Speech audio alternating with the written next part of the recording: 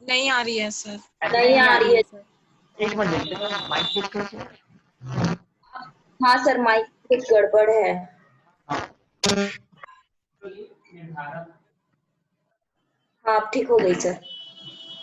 Clear है अब।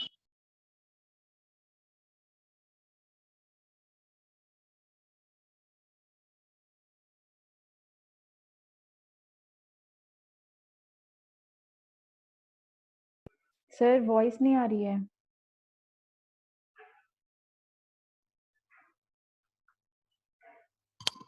नहीं सर, नहीं आ रही है अब।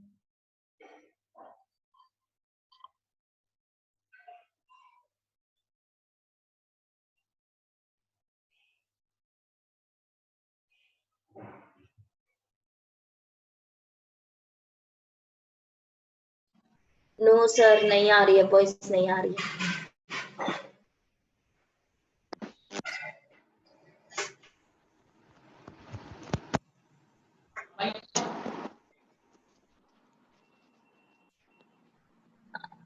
अब आई आवाज? सर आई तो।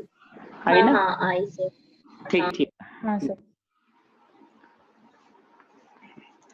तो देखते हैं कौन कौन सी चीजें हैं जिनको हम ध्यान में रखते हैं, कौन को डिसाइड करते हैं। ठीक है, तो सबसे पहला है लीगल रिस्ट्रिक्शन। पहला legal restriction.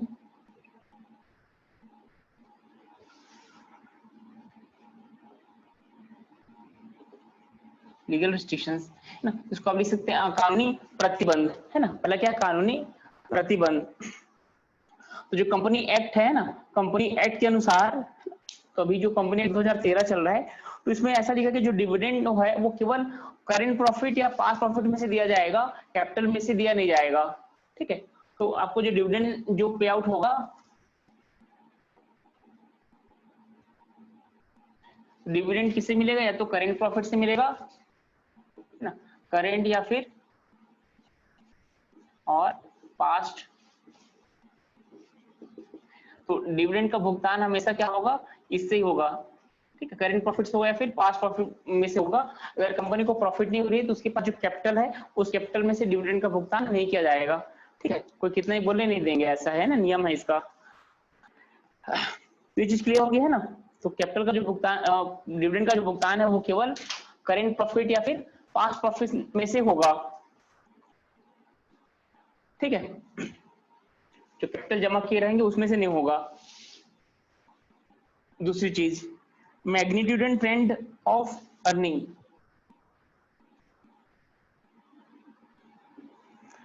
Magnitude and trend of earning. तो जो मैग्नीट्यूड मतलब क्या होता है? मात्रा है ना, मात्रा और है ना कमाई का प्रचलन, है ना। सो क्या लिख सकते हैं? कमाई का प्रचलन।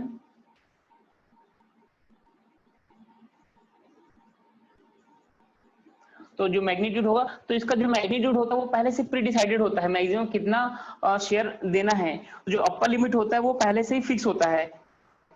Dividend paid only at the present और past years profit and earning of the company fix the upper limits of the dividend। तो कंपनी हमेशा जो अपर लिमिट होती है वो पहले से फिक्स होता है, मैक्सिमम कितना तक देना है ना। तो जो अपर लिमिट है वो क्या होगा? हमेशा फिक्स होता है। ठीक है, तो मैग्नीट्यूड में मतलब कंपनी का जो अपर लिमिट है, मतलब डिविडेंड का जो अपर लिमिट है मैक्सिमम कितना देना है, वो पहले से फिक्स होता है। और कंपनी क्या कहते हैं? अपना पास्ट ट्रेंड देखती है ना। तो अपना जो पास्ट ट्रेंड देखती है, पास्ट में वो डिविडेंड दे रही थी, उस हिसाब से वो करेंट का डिसाइड करती है ना। जैसे कंटिन्यू अगर हम डिविडेंड दे रहे हैं तो हमको अभी भी डिविडेंड देना है। ठीक है, और पहले अगर हम नहीं दे रहे हैं तो अभी भी नहीं देंगे तो भी चलेगा। तो जो ट्रेंड क्या रहेगा? कंपनी अपने पास्ट ट्रेंड देखती है कि वो डिविडेंड दे रही नहीं दे रही, उसके हिसाब से प्रेजेंट का वो डिसाइड करेंगे। और जो मैग्नीट्यूड होता है वो कंपनी का पहले से फिक्स होता है कि अब हम मैक्सिमम कितना उनको डिविडेंड दे सकते हैं। ठीक है, ये आपका कंपनी में फिक्स होता है ना। तो जैसे हम लोग देख रहे थे पे आउट रेशियो, तो वो पे आउट रेशियो क्या होता है? एक बार डिसाइड होता है फिर वो फिक्स होता है वो, है ना? तो वो ऑलमोस्ट फिक्स होता है कितना मैक्सिमम को पे आउट देना है। ठीक है, ये क्लियर है आप लोगों को? Yes sir. हाँ ठीक। Yes sir.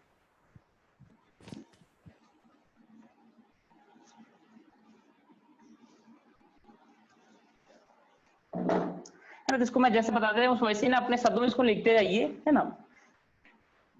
बस ये बेसिक अंडरस्टैंडिंग के लिए है ये। Desire and type of share holder.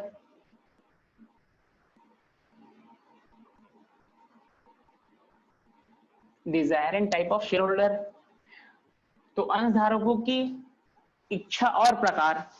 तो अंशधारकों की इच्छा और प्रकार तो दोनों पे भी निर्भर करता है ना। तो हमारे जो अंशधारक है उनकी इच्छा क्या है और कितने प्रकार के हमारे पास अंशधारक हैं, है ना, तो उनको ध्यान में रखना पड़ता है। तो हमारे पास जो इन्वेस्टर्स हो सकते हैं ना, इन्वेस्टर्स, तो इन्वेस्टर्स क्या क्या हो सकते हैं आपके? रिटायर्ड पर्सन हो सकते हैं, रिटायर्ड पर्सन हो सकते हैं जिनको डेली इनकम चाहिए, रेगुलर इनकम चाहिए, है ना। कुछ वीकर सेक्शन हो सकते हैं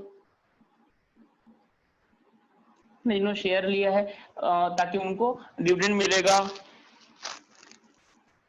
है ना, या फिर विडो है। तो इस प्रकार के अगर इन्वेस्टर्स हैं तो इनको क्या चाहिए होगा? रेगुलर डिविडेंड इनको चाहिए होगा, ठीक है। और अगर मान लीजिए कुछ हमारे पास वेल्दी इन्वेस्टर्स हैं, वेल्दी इन्वेस्टर्स इनके पास पैसे की कोई कमी नहीं है, तो इस प्रकार के जो इन्वेस्टर्स हैं वो हमेशा कैपिटल गेन चाहते हैं, कैपिटल गेन। तो कैपिटल गेन क्या होता है? कम पैसे में लेके हम क्या करते हैं, 2-4 साल बाद या फिर है लंबे समय के बाद में उसको बहुत ज्यादा रेट में बेचते हैं, तो कैपिटल गेन। उनको रेगुलर इनकम की जरूरत नहीं पड़ती, तो जो पैसा है उसको उसी में इन्वेस्टमेंट करो, जब शेयर का प्राइस अच्छा हो जाएगा तब उनको सेल आउट कर देते हैं वो, है ना। तो जो वेल्दी इन्वेस्टर्स होते हैं, है ना, जो संपन्न निवेशक होते हैं, वो कैपिटल गेन चाहते हैं वो, ठीक है।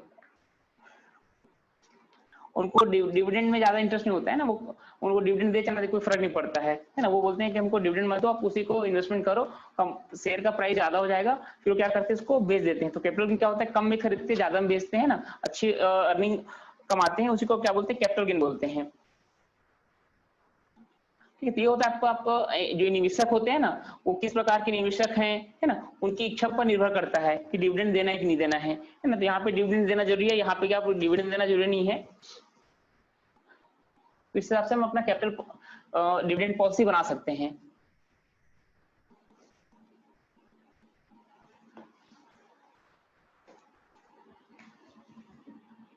फोर्थ है nature of industry. Nature of industry ना, उद्योग की प्रकृति ना, उद्योग की प्रकृति। तो अगर कोई स्टेबल कंपनी है, स्टेबल कंपनी, तो इनको क्या देना चाहिए? रेगुलर डिविडेंड देना चाहिए, है ना। स्टेबल है मतलब उनके पास जो अर्निंग है वो पर्याप्त है ना। और अगर कोई अनसर्टेन है, तो ये स्टेबल मतलब क्या हो जाएगा आपका? स्थिर, है ना, स्थिर कंपनी है तो उनको नियमित लाभांश देना चाहिए। और कुछ अनसर्टेन या फिर अनस्टेबल है, अनसर्टेन है ना, अनिश्चित या फिर अनस्टेबल है, ठीक है। तो इनको अपने प्रॉफिट का कुछ भाग अपने पास रिटेन रखना चाहिए, रिटेन सम प्रॉफिट, है ना। तो जो कंपनी के अनसर्टेन स्टेबल है ना, वो अनिश्चित है ना, और वो स्थिर नहीं है, तो उनको अपने लाभ का कुछ भाग अपने पास रखना चाहिए,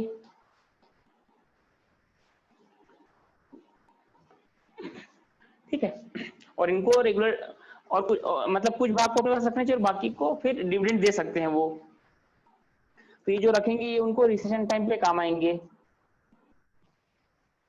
अभी ऑलमोस्ट मंदी टाइप का समय है, तो जो कंपनी अपने प्रॉफिट को अपने पास रखे हुए थे ना, वो अभी क्या कर रहे हैं? सर्वाइव कर रहे हैं ना। बाकी जो कंपनी प्रॉफिट को रिटेन करके सर रखे, आवाज क्लियर नहीं है सर। ऐसा है क्या? हाँ,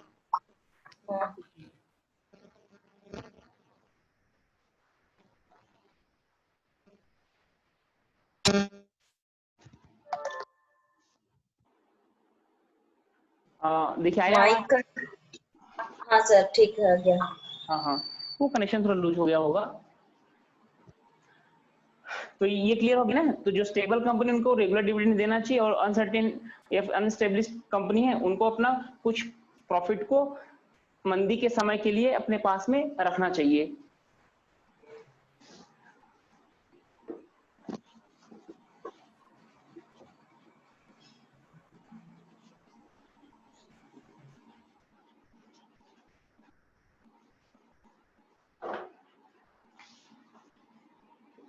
पांचवा, एज ऑफ द कंपनी।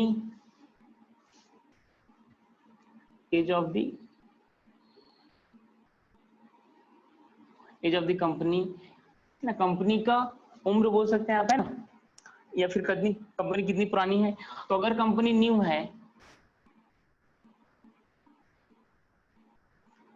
तो नया कंपनी को क्या करना चाहिए, लिमिटेड डिविडेंड देना चाहिए। लिमिटेड डिविडेंड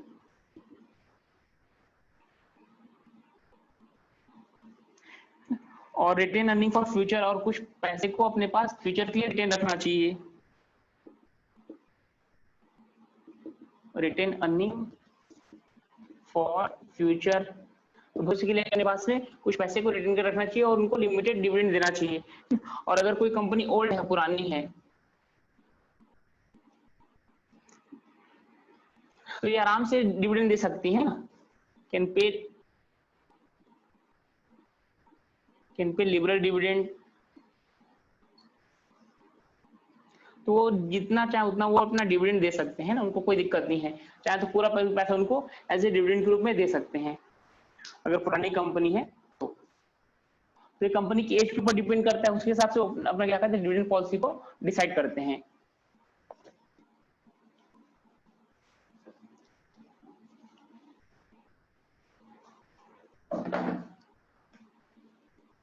छठवा, future financial requirement. Future financial requirement है ना, भविष्य की वित्तीय आवश्यकताएं। ठीक है, अगर किसी का आपको हिंदी पूछने का तुरंत पूछ सकते हैं ना, तो इसको आप हिंदी में लिख सकते हैं, भविष्य की वित्तीय आवश्यकताएं। तो अगर हमारे पास अपॉर्चुनिटी अवेलेबल है और प्रॉफिटेबल इन्वेस्टमेंट अपॉर्चुनिटीज, लाभदायक निवेश की अवसर, तो अगर हमारे पास प्रेजेंट है मतलब उपलब्ध हैं, तो क्या करना चाहिए हमको, प्रॉफिट को रिटेन करके रखना चाहिए, है ना। प्रॉफिट को क्या करेंगे, रिटेन करेंगे, है ना, अपने पास रखेंगे। और अगर नहीं है, एब्सेंट है, अवसर हमारे पास नहीं है, तो क्या करना चाहिए, डिस्ट्रीब्यूट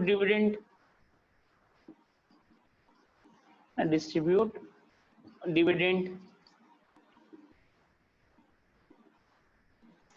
तो अगर हमारे पास निवेश के अच्छे अवसर उपलब्ध हैं, है ना, प्रेजेंट हैं, तो क्या करना चाहिए, तो हम बाहर से कहाँ पैसा लेंगे, है ना, हमारे पास जो प्रॉफिट है उसी को हम अपने पास रिटेन करके रख सकते हैं। और अगर हमारे पास नहीं है ना, पैसे को अन्य से रखने का कोई मतलब नहीं है, उससे बढ़िया उनको डिविडेंड दे दिया जाए, है ना। तो फ्यूचर फाइनेंशियल रिक्वायरमेंट के हिसाब से भी हम अपना डिविडेंड पॉलिसी को डिसाइड करते हैं।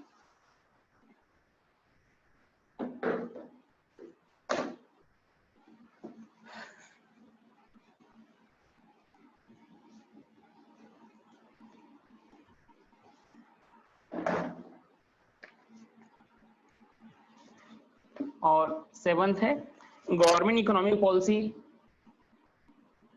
गवर्नमेंट इकोनॉमी पॉलिसी, तो गवर्नमेंट भी जब आर्थिक नीति बनाती है तो कभी कभी बताती है कंपनियों को उनको कितना डिविडेंड देना चाहिए, कितना नहीं देना चाहिए। ठीक है, तो ये हमेशा नहीं बताती है, लेकिन कभी कभी होता है, क्योंकि वो ज्यादा इंटरफेयर नहीं करती हैं। जैसे अपना मिक्स इकोनॉमी है तो गवर्नमेंट ज्यादा इंटरफेयर नहीं करती है। तो एक बार क्या हुआ था 1974 एंड 1975, तो यहाँ पे गवर्नमेंट ने बताया था कि जो डिविडेंड पे है, उसी समय के लिए ना, जस्ट एक एग्जांपल है, तो गवर्नमेंट भी बता सकती है कि कितना आपको डिविडेंड देना है। तो वो रूल अगर निकाल देती है तो उसको सभी कंपनियों को फॉलो करना पड़ता है ना। तो गवर्नमेंट ने कहा था कि पे डिविडेंड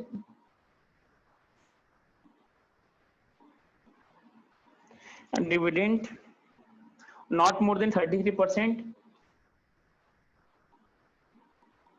नॉट मोर देन, मतलब 33% से ज्यादा नहीं होना चाहिए, और 33% ऑफ प्रॉफिट, तो उनके जो प्रॉफिट है उससे 33% का नहीं होना चाहिए, या फिर 12% ऑफ पेड अप वैल्यू, तो उनके जो पेड अप वैल्यू उसका 12% ना, जो भी कम हो ना, तो जो भी कम हो, है ना, ऐसा करके था, ठीक है।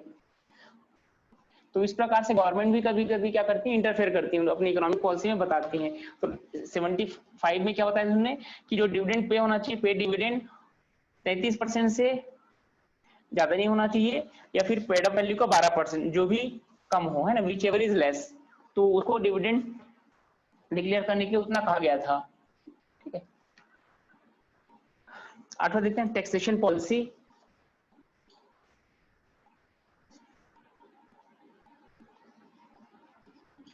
टैक्सेशन पॉलिसी, कर की नीति। तो यहाँ पे क्या होता है कि जैसे डिविडेंड डिक्लेयर होता है तो जो इन्वेस्टर्स टैक्स स्लैब में आते हैं तो उनको टैक्स पे करना पड़ता है ना। तो यहाँ पे क्या होता है, तो हर इन्वेस्टर्स टैक्स स्लैब में नहीं आता है ना, कुछ आते कुछ नहीं आते हैं। लेकिन जैसे मान लीजिए कि अधिकतर जो इन्वेस्टर्स हैं वो टैक्स स्लैब में आते हैं, तो अगर उनको टैक्स रेट ज्यादा पड़ रहा है तो वो लोग क्या चाहते हैं कि उनको डिविडेंड ना दिया जाए, उसके बिहाफ में उनको बोनस शेयर दे दिया जाए, ठीक है। तो वो बोनस शेयर को प्रीफर करते हैं, ना कि वो कैश डिविडेंड को प्रीफर करते हैं, ठीक है। तो अगर मान लीजिए कि हैवी टैक्स है, तो जो इनकम आपको मिल रहा है ना, इनकम ऑफ शेयर होल्डर, अगर इनको हैवीली टैक्स हो रहे हैं, मतलब इनको ज्यादा पे करना पड़ रहा है, हैवीली टैक्स्ड, तो वो प्रीफर करते हैं, they prefer bonus share. Sir ये भी गवर्नमेंट का पॉलिसी है क्या? हाँ, टैक्सेशन तो गवर्नमेंट पॉलिसी रहती है ना, रेदर देन टैक्स डिविडेंड, ये चेंज होते रहता है ना। तो अगर क्या होगा, जो टैक्स से जो इनकम है ना, income of tax share holder, मतलब क्या डिविडेंड ही है ना, basically this is we are talking about dividend. तो जो भी डिविडेंड इनकम है, जो शेयर होल्डर को अगर हैवी टैक्स है, ज्यादा टैक्स पे करने पड़ रहे हैं, तो क्या प्रीफर करते हैं, bonus share rather than cash dividend. तो बोलते हैं हमको भाई इससे अच्छा बोनस शेयर दे दो, है ना, पैसा वैसा मत दो, उसका शेयर बना के दे दो, है ना। कैश डिविडेंड पे उनको ज्यादा टैक्स देना पड़ जाएगा, तो अगर टैक्स उन पे ज्यादा पड़ेगा तो वो इसको प्रीफर करते हैं, बोनस शेयर को, है ना।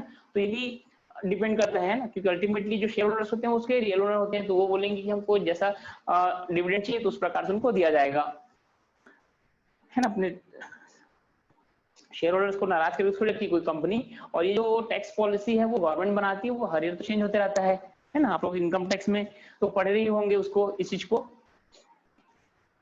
ठीक। ये आया समझ में? इसमें क्लियर नहीं है ना, इसमें डाउट नहीं है ना? No sir. ठीक है। तो आप हिंदी में लिख सकते हैं कि अगर लाभांश से प्राप्त आय में अंशधारकों को ज्यादा इनकम टैक्स देना पड़ रहा होगा तो उस समय वो बोनस शेयर को लेना पसंद करेगी, ना कि कैश डिविडेंड को।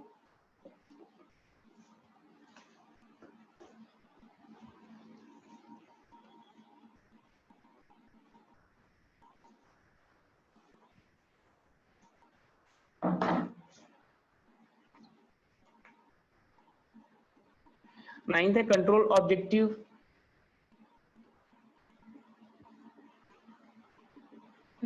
कंट्रोल ऑब्जेक्टिव है ना, तो इसके बारे में अब पहले बताया था, नियंत्रण का उद्देश्य। तो अगर कोई कंपनी वाले ये चाहते हैं कि उन पे नियंत्रण हमेशा बना रहे, है ना, तो बोनस शेयर वो लोग इशू नहीं करेंगे ना, क्योंकि बोनस शेयर इशू करने से क्या होता है, नियंत्रण डाइल्यूट होता है ना, नियंत्रण क्या होता है, कम हो जाता है, क्योंकि ज्यादा लोग अंशधारी हो जाएंगे तो जहां पे अगर हम किसी कोई कंपनी चाहती है कि उनका नियंत्रण उनके पास में रहे, तो क्या करेंगे, वो कैश डिविडेंड देंगे, ना कि बोनस डिविडेंड देंगे।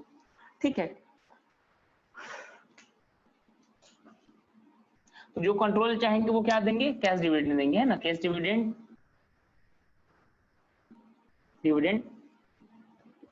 ना रेदर देन बोनस डिविडेंड। तो वो लोग क्या करेंगे, इनको कंट्रोल ऑब्जेक्टिव चाहिए, वो बोनस शेयर को एज ए डिविडेंड के रूप में नहीं देंगे, they prefer cash dividend. Requirements of institutional investors, requirements of institutional investors,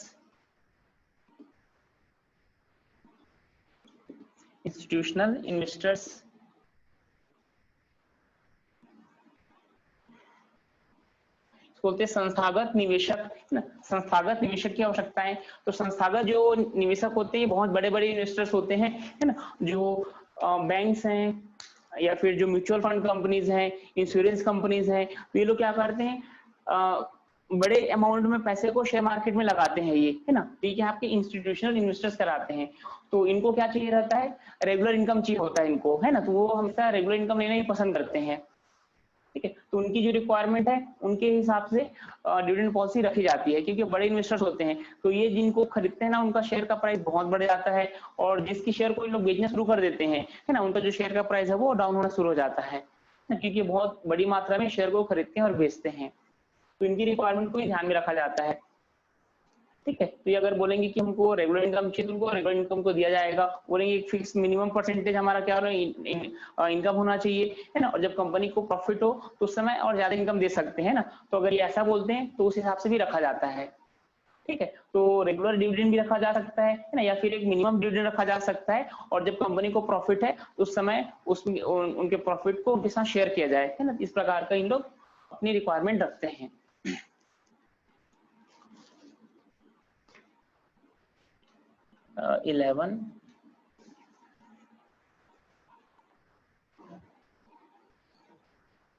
11 है ये, stability of dividend, stability of dividends. तो अधिकतर जो इन्वेस्टर्स हैं वो क्या चाहते हैं कि डिविडेंड में स्टेबिलिटी होना चाहिए, है ना, जितना उनको पहले मिला उतना उसको मिलते रहना चाहिए। ठीक है, तो डिविडेंड को कंपनी हमेशा कोशिश करती है कि जो उनका ट्रेंड है उस हिसाब से उनको स्टेबल रखा जाए, है ना, उसमें ज्यादा परिवर्तन ना किया जाए। तो अधिकतर इन्वेस्टमेंट चाहते हैं कि लाभांश में स्थिरता हो। और नेक्स्ट होता है लिक्विड रिसोर्सेज।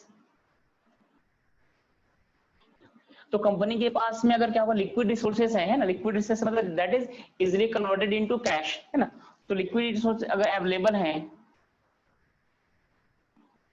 तो कंपनी क्या देती है, कैश डिविडेंड देती है ना। और अगर एब्सेंट है, अवेलेबल नहीं है, उनके पास पैसे नहीं है, तो फिर वो क्या कर सकते हैं, वो बोनस शेयर दे देंगे उनको, उसको पैसा ही नहीं देना है ना, या फिर उनको बॉन्ड दे सकते हैं, है ना, बॉन्ड उनको क्या करेंगे, बाद में करेंगे। तो देखते हैं लिक्विड रिसोर्स उनके पास है कि नहीं, हमको पे करना है, पैसे नहीं है, क्या करेंगे, तो बोनस शेयर दे देंगे ना, या फिर बॉन्ड इशू कर देंगे।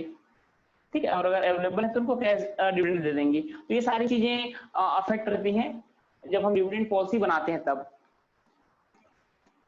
तो इसमें आप लोगों को अभी तक कुछ डाउट?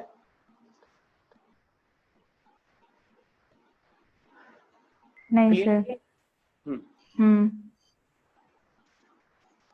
ठीक है, तो इसमें इतना ही है, और फिर कल हम एक नया टॉपिक देखेंगे ना, वर्किंग कैपिटल मैनेजमेंट, इसको कल देखते हैं।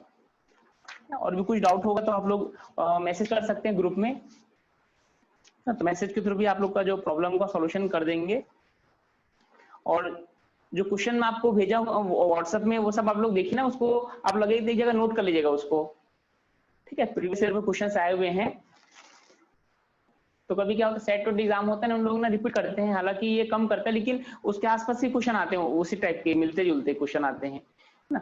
तो कम से कम 2-3 साल के क्वेश्चन पेपर को हमको देखते जाना, उससे हमको ट्रेंड पता चलता है ना, किस प्रकार के क्वेश्चंस आते हैं और कहाँ से पोर्शन को हमको कवर करना है ना। तो जो हम सब पढ़ते जा रहे हैं वो सब काम आते जा रहे हैं कि नहीं, आपको क्वेश्चन में मिलते जा रहा हाँ सर। है ना। तो उसको भी नोट करते जाइएगा आप लोग, और कोई क्वेश्चन आपको समझ में नहीं आता उसको बताइएगा, है ना। कुछ न्यूमेरिकल भी भेजा था लीवरेज का, है ना, जैसे हम लोग बताए थे वैसे ही क्वेश्चन उसमें भी आया था। ठीक है, तो कल फिर हम लोग देखते हैं वर्किंग कैपिटल मैनेजमेंट, है ना। थोड़ा सा 10 मिनट बचे, इसमें नया चैप्टर स्टार्ट करना ठीक नहीं रहेगा, है ना। कल ही करते हैं, वो पूरा हो जाएगा कल खत्म वर्किंग कैपिटल। ठीक, तो अभी के में क्लियर है ना सब? जी सर। हाँ सर। ठीक ठीक, हाँ।